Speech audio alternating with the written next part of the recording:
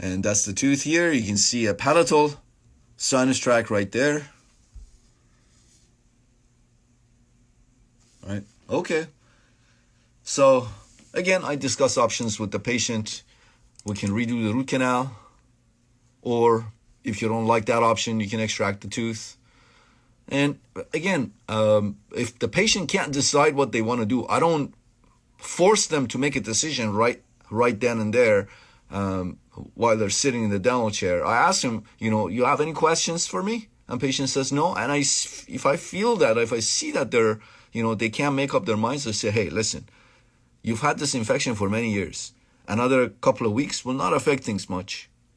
Go ahead, go home, think about what we talked about today. Think about your options, redoing the root canal versus extraction. If you decide that you want to redo the root canal, call me, schedule an appointment with me. Otherwise, if you decide you want to pull the tooth, you don't even need to call me. And this was the clinical presentation of the tooth a year and a half ago when I first saw the patient. This is all food.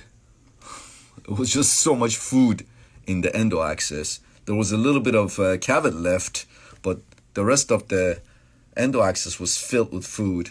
And what are those things? I don't know. Anyways, they were there too. They don't look like sinus tract because, as you can see, they're closed.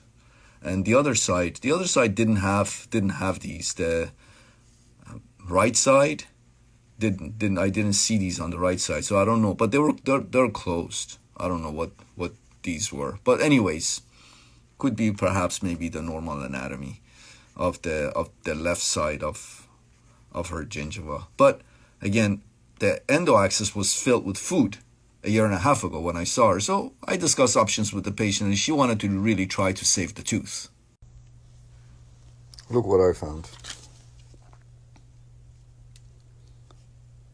These were supposed to revolutionize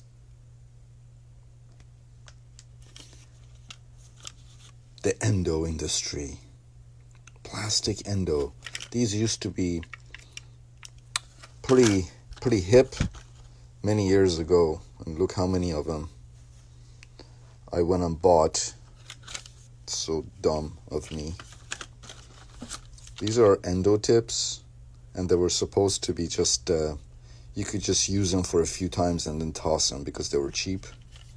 Well, cheap meaning that instead of like being $250 per a regular endo tip, these were like $50 per tip. Oh my goodness, so dumb. They don't work.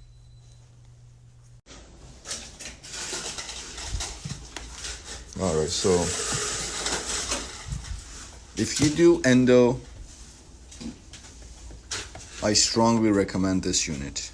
Make sure you get the endo handpiece. The endo handpiece is the blue handpiece, and then the tips that go with it, they have a blue color, as you can see. So make sure you have this.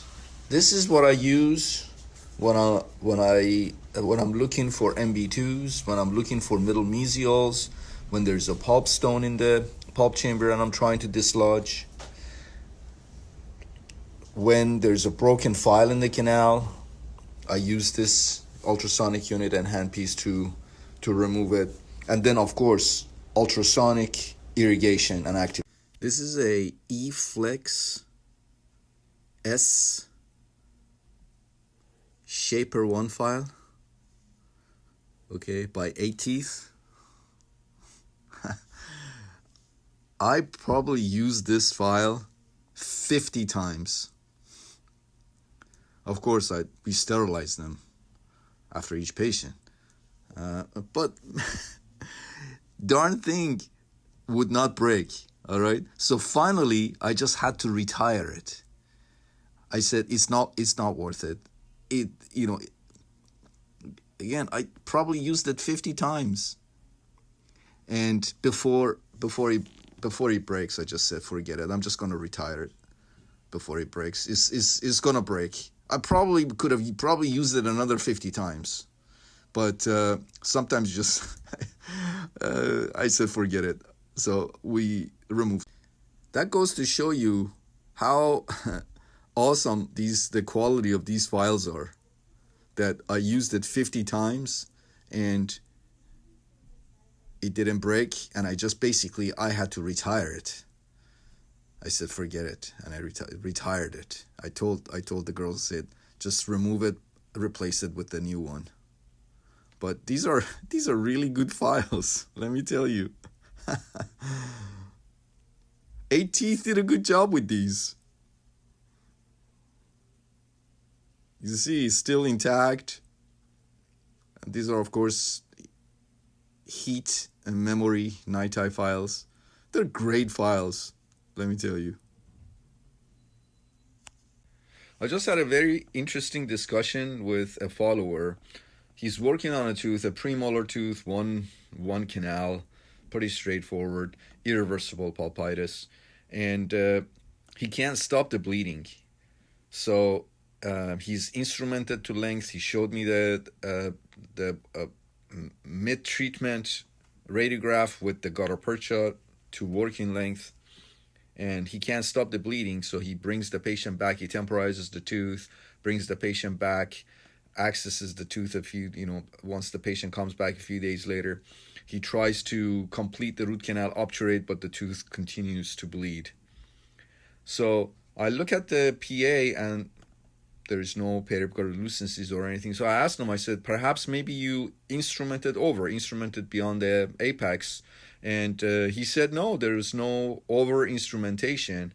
And then he said this.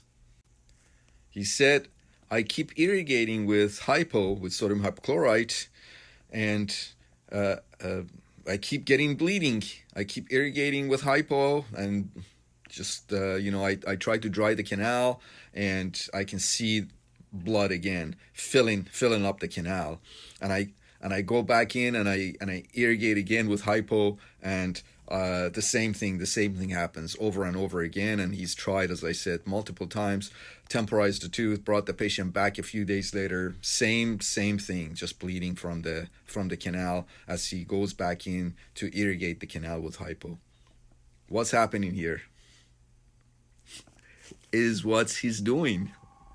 What he is doing is he's not creating a hypo accident. Hypo accident is when you inject the hypo under pressure, inject it under pressure into the periapical area. So he's not causing a hypo accident. What he's causing is hypo extrusion. Not under pressure. If it was under pressure, it'd be a hypo accident. Patient would be in a lot of pain and bleeding. All of that would happen, right? This is just bleeding. So the hypo is going beyond the working line into the periapical area, not under pressure, but causing bleeding from the periapical region.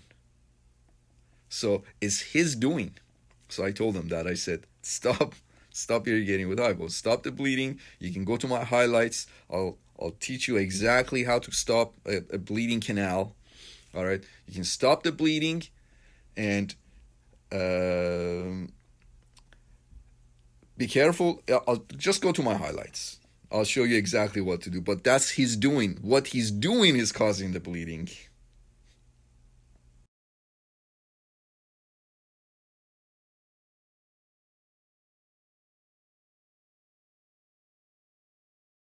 It won't. Okay then. So now you want to get involved? Fuck you. Hey, you want to help?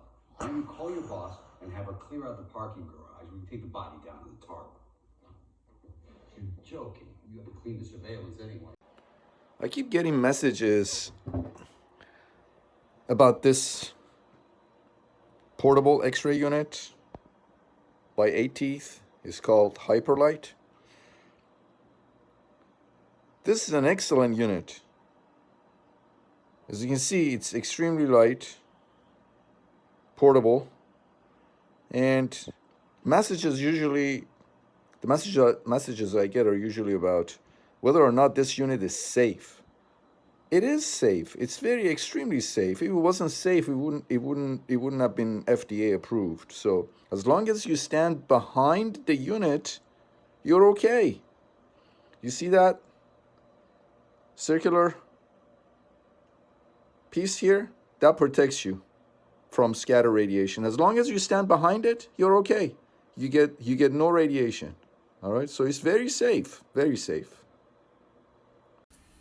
Love the nice and quiet in the mornings. No one's at the office.